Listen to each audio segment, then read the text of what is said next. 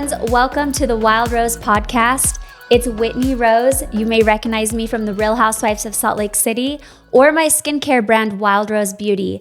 I am a wife. I am a mother. I'm an entrepreneur, and I'm a hell of a good time. I am so excited to bring you along this journey with me. I am on a journey of growth, healing, spirituality, and I cannot wait to see where this takes us. And with me is my bestie, Connie Daniels. Hi, everyone. I'm Connie Daniels, the fly that's been on the wall since the very beginning of Housewives. So I get a front row seat. I get to share some of that insight with everybody. And I think for me, that's the best spot to have. I love it. You do have the best spot. But Connie, tell us a little bit more about yourself. You're born and raised in Utah. Give us a little bit more of your background. Yes, I was born and raised in Utah to a very Mormon family, like a lot of us. I got married fairly young. My husband was a convert to the church, so that we could get married in the temple, of course. Of course. Yes, I kind of tease him that he did that for me now, but I don't know. Okay, I don't know as this podcast goes along and you get to know Ben better, he absolutely joined the Mormon Church to be with Connie Daniels. I mean, look at her. Well, I lucked out with him. He literally would do anything for me. This is true. We have so many stories that we're going to dive into. This is just the beginning. This is the first podcast. We just want to set it up, like how we met, how we know each other. But one of the biggest drivers for me to want to do this podcast is I love my fans and the people that support me so much. I honestly could not get through the craziness of Housewives without having all of the amazing people that I know and don't know supporting me. And this podcast is a fun way to bring the audience on a ride with me and bring them into a deeper level of my life and what's going on. And so each podcast, we are going to be answering audience questions. So you can DM us, you can email info@wildrosebeauty, DM Whitney Wild Rose or Connie Daniels. What's your new handle? You keep changing it. Connie.d. But yeah, it's really important for me to bring all of you along on this wild ride called Whitney Rose's life. Everything's been wild since I met you. I mean, literally everything. They don't call me the Wild Rose for nothing. So 6 years ago, so just to give a little backstory, I was born and raised in Utah. I met Justin in Utah. We actually moved to the Bay Area. Justin took a job out in Pleasanton, and I moved away for a couple years. When I moved back, Bobby was 5, Brooks was 2.5. They were little. When I met you. Yeah. And Connie and I have a mutual friend, and this mutual friend kept saying, you need to meet Connie. You would love Connie. You need to meet Ben and Connie. Ben and Connie. She did the same to me. She kept saying, oh my gosh, you have to meet Whitney and Justin. And you guys had just come home from Mexico or something, right? Yeah, we had just traveled together to Mexico. And so we were at Topgolf with them, and she brought up Ben and Connie. And I was like, well, invite them to Topgolf. Have them come over. So Ben and Connie show up to Topgolf. Like instantly, we just hit it off. Next thing you know, we're in Connie's hot tub. That same night, we were having so much fun together that we went from Topgolf to Connie's house. And there we were, 6 of us in Connie's hot tub. Yes. And let's set this mood. Okay, so we're in the hot tub, it's springtime. We're getting all excited that we just met these new fun friends. Summer's coming up, and we all start talking about, what would be fun? If we had a boat. And you guys had a boat when you lived in the Bay Area. We've never owned a boat. We didn't know what we were getting into. But we all thought, how fun would that be? Yeah. Let's get a boat. Yeah, because Justin and I, when we moved, we sold our boat.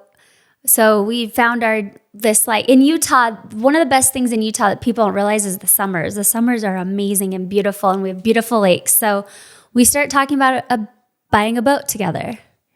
At the time, it seemed like normal. Like, hey, I know I just met you 5 minutes ago. Do you want to go in on a boat payment with us? It's like, hey, you look like you can afford a boat. I think I can trust you to make your portion of the payment. Let's do it. I don't even know your children's names yet. I don't know anything about you, but let's buy a boat together. That sounds like the best time ever, the best idea. Yes. So what was it, 2 days later? 2 days later, Ben, Connie's husband, calls Justin and I. He's at the Malibu boat store, or he's at the boat shop, standing in a Malibu wake setter. And Ben is like, I found the boat. You guys got to come check it out. You got to come check it out. Granted, this is 2 days after we met in Connie's hot tub. This is how comfortable we were from the beginning. Yes. It just felt right. It felt like we knew each other. So we all drive down to the boat store and keep in mind, this is a boat sitting on a trailer in a parking lot. And it's still kind of cold outside. It was just before Memorial Day, right? Yeah. So here we are, all sitting in this boat in the parking lot. And we're like, let's do it. Let's buy a boat. Let's be boat partners. Boat fam. And that's when the boat fam was born. Yes. So we bought the boat after only knowing each other. I mean, we had met once. Let's be honest. We had met once and we bought a boat together. Then it was Memorial Day weekend and we decided to take the boat out for the first time. With the kids. Everyone's excited. Yeah, so we bought new life jackets. Yeah, ready to go. We got all the gear. We got new wakeboards, life jackets, tubes, packed up the coolers. We were ready to go. We have all the kids on the boat. So excited. We finally launch into the water and the boat starts going go, go, go, go, go, go. Like it won't go. And we're like, what? What's wrong with our boat? I thought this was a fast boat. Like, right. And all you hear is go, nice go, go, boat. go. Yeah, it's a brand new boat. And it wouldn't go. So we're all like, what's wrong with our boat? And then what started happening, Connie? We started taking in water and everyone started to panic. Even especially the kids, they were like, oh my gosh, are we going to sink the boat? I thought we were going to sink the boat. What is going on? And when I tell you we're taking on water, it wasn't like the floor is damp. We're standing in water in our brand new boat with people that we just met, all trying to figure out what the hell is going on. And the kids don't really know each other, so it's just awkward. Like the kids are trying not to cry, trying not to freak out. And I'm like, should we jump overboard? What should we do? Like, do we just save ourselves? Or do we save the boat? Or do we save the kids? Or do we save the kids? Well, that's what I mean. Like, should we jump overboard with the kids? I know that's what So luckily we have smart husbands and they get the boat back to the marina and we pull the boat out onto the trailer. Well, turns out our boat happened to have 3 plugs. So anyone who knows about boats, you have plugs in your boat and you're supposed to screw them in when you go out on the water and you release the plug when you come out of the water to drain out all the water. Well, when we bought the boat, we were just so excited about our new friendship, we forgot to ask where all the plugs were. I didn't even know it had plugs. That's Me either. So that is the first time that Connie and I met. Our first trauma bond. Yes. Began on the boat with the kids. Yes. But we were able to figure it out and end up having a great time with our families on the lake. But it's kind of a wild, it just says a lot about our friendship and who we are because within just minutes of knowing each other, we were like family. Like these people are legit. And that's what I love about having friends like you in my life, Connie. And it's so different than even just Housewives or all of these other things. We connect on a spiritual level, on an intellectual level, and we just have so much fun together. Yes, that we don't have any trouble doing. We have the most fun together. I know. I'm so grateful I met you. I feel like you're my sister. I really have from the beginning. I know. I love that. I feel the same way. And it's funny because in the beginning, even though we had only met once and bought a boat and then almost sunk it, we really did have that sister dynamic at first, where we loved each other, but we would kind of bicker. Do you remember the early days? Yeah, it was interesting because I always kind of felt like I had I'm very warm and welcoming and loving and very fortunate to have so many great friends. But for some reason, I kind of had a bit of a wall up with you at first. And I don't know if it was because you do have such this wild, fun, and free a personality that, I feel like I have that, but you have it on a different level that was kind of almost intimidating. I don't think I had the words for it at the time. So I kind of kept up this wall because I was like, I don't know what I'm going to what to expect here.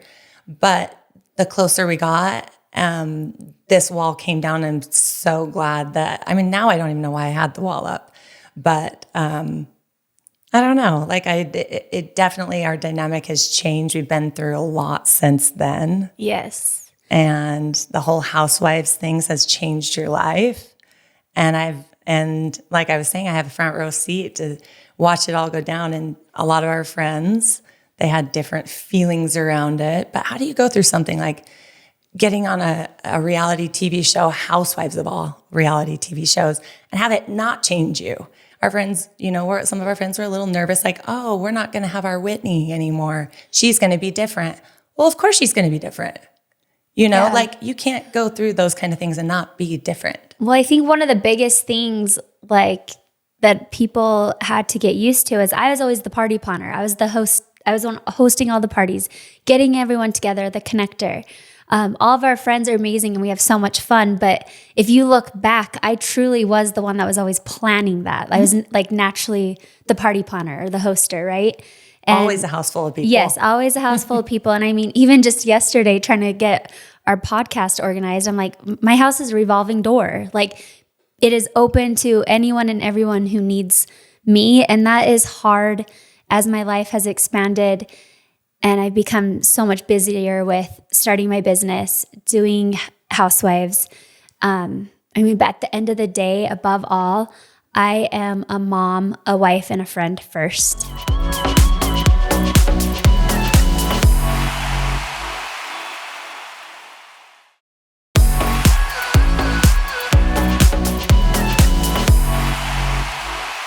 We could go on and on about boating stories, but we have some good ones. But let's talk about the time where we were down in southern Utah at Sand Hollow and we rolled up on the party on the beach. It was that group that have lost the kids who have left polygamy or who were kicked out of the community. I think if I remember correctly, that company was started by what is known as lost boys who have been kicked out of the polygamous community because there was no one for them to go to. And it was young girls, young women who have escaped polygamy, correct? Mm-hmm. Yes. Yeah. And what I found out, which I didn't know when we got to know some of these women that are probably one of their first times in a bikini, around women in bikinis, and a full-on party and a bikini contest. But what I learned just talking with a few of them leaving this religion is that they're on their own. Like they're disowned. They're alone. So when they leave, they have no one, probably no money, nowhere to go. They have to figure it out, and I didn't realize it was that cut and dry. Yeah. And here they are, which I don't know. I felt for them and, starting their lives over. But before we dive into like that let's set it like, imagine this. Just pretend like you're sitting on a boat with Connie and I and our husbands and our families. You're on this beautiful lake. Yeah, we had the kids. Did we have the kids with us? I hope not. I don't think we had the kids. Okay. No. Yeah. So we roll up, but you have to understand the context of this. We roll up to the beach where normally we get off and lay out and have fun, but there's this big stage and a big party. Yeah. We had no idea what it was. So we had to check it out. Yeah. And there was a bikini contest going on. Yes. Hosted by these people that have escaped or been kicked out of polygamy. I just wanted to set that up because it's like, we don't really know what's going on yet. We just see a stage and party. We had no idea who was hosting it. Right. We're like, we belong over there. Yeah. So before we even knew what was happening, people start kind of flocking to our boat and are inviting us to join a bikini contest, right? That's right. So it's Connie and I and the friend that connected us, and the three of us decide we're going to enter the bikini contest. Well, first of all, you didn't even think twice. You're like, yes, I'll go. I'm like, what? Well, hell yeah, I came here to live. Fear. Yeah, no fear. So in my mind, I'm looking at us and I'm like, oh, this is easy. What do we win? What do we win? What's the prize? What was the prize? I don't even remember. But so we perform a number and get in line to compete on stage. And I have to say, I did end up winning the bikini contest. Oh, did she win? All right. Everyone gets up, does a little twirl, walks off. Whitney gets up there, full on, busts out, like on her knees, water dumping down her t-shirt, rips it open, does the splits. Oh my gosh, that was the best. I was still getting to know you at this point. I was like, oh my God, she literally has zero fear. This girl is fun. Yeah, because keep in mind, like, we're just barely getting to know each other. But listen, if you're going to do something, commit. I don't live in the gray area. Not even. I'm either all in or I'm all out. This is true. And it was what, $20 to participate? So I think we just threw all of the cash we had at them and we're like, good for you, like keep going. So then after we get off stage and we're starting to talk to these people, we start to connect the dots that this event is hosted by kids, young men, young women who have been kicked out or have left polygamy. Yeah. Remember the two girls came and got on our boat and we were doing shots with them? Yes. And that's when they began to tell us the story. And I realized, wow. Yeah. So, and for those of you that don't know, Utah obviously was founded by the Mormons. And when the Mormons settled Utah, polygamy was part of the practice. So Brigham Young, Joseph Smith, they all had multiple wives. And when that became illegal, the church split, and part of the church called the fundamentalists continued to practice polygamy. They still practice polygamy to this day, and they generally live down in southern Utah in this area, this remote area out by Sand Hollow Lake. So it's really common when you go down to Utah, southern Utah, you see polygamous family, you see polygamous women.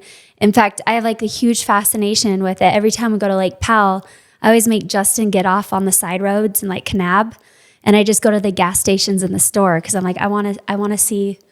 I'm just fascinated with it because it's what I came from, right? So after leaving the Mormon Church and learning more about the history, so just to put context, there's still people in Utah that practice polygamy. So you have these kids and these young adults. Like, so if a boy doesn't have a place to go in the church, he's going to be kicked out because the young women are going to go to the older men who, you know, by authority of God, deserve to have these young women, quote unquote. So it's really, I just want to set the context, the stage of like, this isn't random. It's actually a common thing in Utah, in southern Utah. In fact, a lot of people in the world still think Mormons today are still polygamous because it was such a big part of the religion, but Mormons today are not. They are not anymore. Yeah, not by doctrine or not, but that was, you know, just over 100 years ago. Yeah. Like it really wasn't ago. that long ago when the Mormon Church stopped practicing polygamy. Yeah. But like you were saying, like hearing these kids' stories, they had nowhere to go, nothing, no one to go to, no money. So they started a business. Yeah. And they started hosting parties on the beach. All of these kids that we met there were so brave to up and leave the religion and start fresh. How anybody who's been watching season 3 and any of your fans know that you also left your religion. So tell everyone a little bit more about that. How did that feel? What made you actually decide to take your name off of the records of the church? Because it's one thing to stop going to church. It's another thing to completely take your name off the records. Yeah. It's hard to explain to people who don't understand Mormonism. It's not just like other religions, as you know, where you just stop going to church and you're out. Having your name on the register of the Mormon Church means a lot. It means that you, even though you're not going to church, they're still counting you as a number. They're still contributing you to all of their financials, their lobbying, their, you know, everything that they do. You're still saying, I'm okay with you using my name to that. That might not matter to some people, but it matters so much to me because it was the final straw for me to stand up for myself and say, like, no more. Like, you don't own me. And what people don't realize is by having your name on the church, like I was still getting knocks on my door. Like they're still trying to get me to come back, still trying to get me to donate money. And it's so hard to answer that question, Connie, but I haven't been active in the Mormon Church for 15 years, but this was the closure I needed and it has a lot to do with my healing journey and the trauma that I went through as a child, because I tried to stand up and advocate for myself, but no one listened to me. And in fact, I feel like at times the church turned their back on me when I needed them. And I was such a good member. I was such a good, I did everything. I followed every rule. I paid my tithing. And there was very key moments where I needed the church to have my back and they didn't.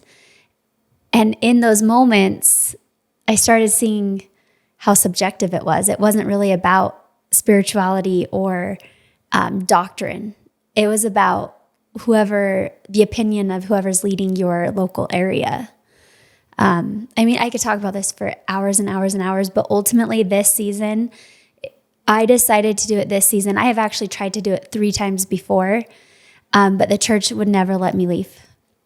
Because, what do you mean by they didn't let you leave? I mean, they're not holding me in church on Sunday. I haven't been to church in 15 years. Right. I wanted my name off of the record, but I had to wait until my ex-husband got remarried because I was sealed to him in the Mormon temple. So as a woman in the church, I can't say remove my name because I had gone to the highest level that a woman could go in the temple. So I had to have my priesthood leader, my ex-husband, and my bishop and my stake president, the local authorities of the church, approve my resignation. And I couldn't get it approved. And I don't know what happened. I don't think it was malicious on, my ex-husband's part. He probably has no idea I was trying to do that. I just think that they weren't giving him the message. Yeah, maybe because they want to keep me in because there's a higher chance they could convert me back and get my money back, right? Get me back paying every month and all of that. But as I started diving into my childhood trauma and doing all of this healing, I realized the church was a deep wound because it taught men how to treat women, and it taught women to stay in situations and they'd be blessed later on in life if they just got through it. And I realized that was a big wound for me. And I've closed that wound. I have no ill feelings to the church. I don't want to say anything bad, but for me, as Whitney Rose, I needed to close that wound and say, I'm done. You don't even get to claim my name. Yeah. Because if you're going to use my name to lobby for things that I don't believe in, I don't feel good about that. Yeah, that makes sense. How did it feel to you when you actually did it? Because, and the reason I'm asking this is, I've known a few people, my dad even, who's been excommunicated from the church. And, when you're baptized, you're given the gift of the Holy Ghost. So, and everyone has a different experience with that. Some people actually think, they feel that. Some people felt nothing, no different as an 8-year-old or whatever. But when my dad got excommunicated, he said he felt that spirit leave, that companion, that spirit, the Holy Ghost. So the reason I'm asking you how it felt when you take your name off of the records is because I think a lot of people would say that, did you feel that, the gift of the Holy Ghost leave you? No, not at all. I felt connection from my higher power at the highest level I've ever felt. I felt so validated and so loved, and I knew that it was the right decision for me. I knew that I was in the right place at the right time doing the right thing. The Holy Ghost, to explain that, a lot of religions believe in, the Holy Trinity, but I feel like the Holy Ghost is something you choose to connect to. It's the spirit, it's your soul, it's higher power, it's universal. And those are the things that I actively practice every day through meditation, prayer, watching and listening to my intuition and looking for signs from the universe, my higher power, that I'm doing the right things and making the right choices. And in fact, when I signed that letter and sent it in, I was overcome with love and joy because I felt lighter. Wow. I felt like I could finally let go of something that was no longer serving me. Right. And I feel like the last few months, I've been more connected to my higher power and have felt this quote unquote spirit more than I have in my entire life. Yeah. Wow.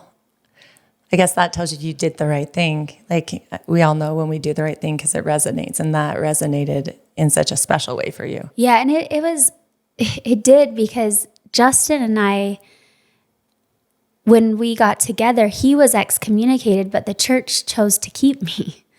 And we committed the same sin. And it was really confusing for me back then. And it's so clear now. I realize that a lot of people need the organization of religion. Like most of my family's still Mormon, and I love and respect them and honor whatever they need for their life. For my life, I don't need that. It was always really confusing. Why would Justin get let go and not me? Yeah. Why do I have to beg to leave? Right. You know, Right. and again, it just showed the power difference of men and women. I don't want to be subordinate to any man. I want to be an equal. And that's why I love Justin so much, is because he, throughout this entire journey and this entire process, he's been my equal. Right. He's never made me feel like I'm less than him. I've seen that. Yeah. Yeah, back to your question, Connie, like it was really important for me to set a example for my daughter and my children. All I want to do is break the cycles that, we've been predisposed to, that I was born into. And I want Bobby Rose to know that as a woman in this world, she can do whatever she wants to do. I want Brooks Rose to know that he is worthy of whatever he wants to do. He's worthy of love. She's worthy of love. They don't need to be restricted by someone else's, set of rules. Like, I don't ever want my kids to feel how I felt with that shame, guilt, fear, worry, because I was not staying within the lines that were cut out for me. Right. And some people would argue that, you talk about religion and then people in the church, right? So it's like, did the religion make you feel that way, or did other people or yourself put that on, that much pressure on yourself that it gave you that feeling of, I don't know, like shame and like not enough? Yeah, I think it's both. I think that no matter what organization it is, whether it's religion, corporation, when you put a large group of people together, of course, we're not perfect. Humans are imperfect. So there's going to be judgment and all of that. But when you dive into the doctrine of the Mormon Church and just by what it means to be a good Mormon and following the word of wisdom and doing all of those things, if you break it, you feel shame, because Mormonism is really about living a certain way in this life so that you receive the benefits in an afterlife. And I don't believe in that. I want to be a good person and receive the rewards in this life.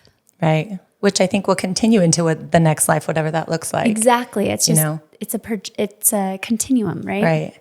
And I think the people, because I have, a lot of families still very much in the church. And if you truly, truly believe all of it, then when somebody does what you did and takes their name off the records, they're like heartbroken.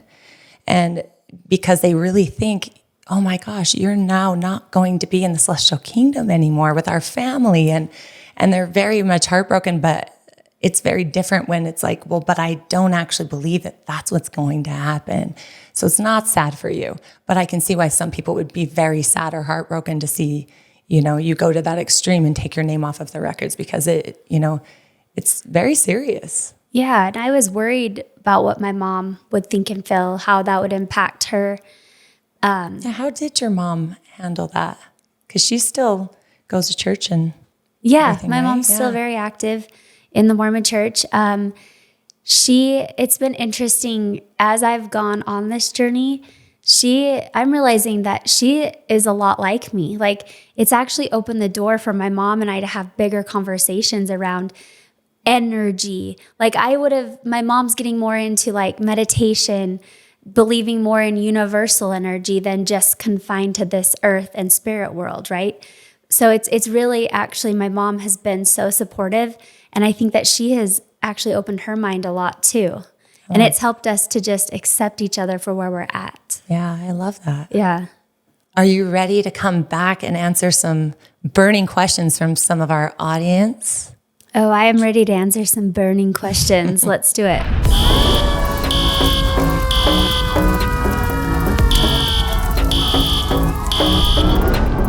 Burning question. The number one question I get from all of our friends, I heard the fans asking about this at BravoCon, where are you and Heather at? Is bad weather ever getting back together? Well, honestly, when it comes to Heather, I'm no longer going to hold back, because I realize by protecting her, I'm only hurting myself. And that is a promise I made to myself this year going into this journey. I'm speaking my truth. If you don't like it, then fuck off. Amen. Why am I protecting someone that is actively trying to hurt me and discredit me? Yeah, makes me sad. She needs to go look in the mirror and tell herself her own lies until she realizes she's lying to herself. Mm-hmm. And that's what happens when people don't live in their own truth. They don't know what the truth is, so they hide behind a disguise of manipulation and gaslighting. Connie, Fun fact. Heather was our photographer at our boudoir photo shoot. Yep, that's right. And she actually is really, I'm going to give her props for that. She's talented at photography. If she just stuck with that, she'd probably have like a great career in photography. But anyways, that is the truth. Like, I met Heather through Connie. Connie and I did a boudoir photo shoot for our husbands, not together. Connie did her own shoot. I did my own shoot. But we do have a few photos together. We do have a few fun photos together. And I will tell you, if you subscribe to our podcast and review it, we will show you one of those fun photos from that photo shoot. Really? Yes, Connie, we're hot. Let's do it. Well, we did it. Our first podcast. So fun. And as promised, I told you I was going to tell you what I really think, unfiltered, uncensored. These are the kind of conversations that you can expect to hear from us. And again, we want to hear from you. DM us what kind of topics you want us to dive into, any questions you have. So make sure to tune in and subscribe to next week's episode. Can't wait.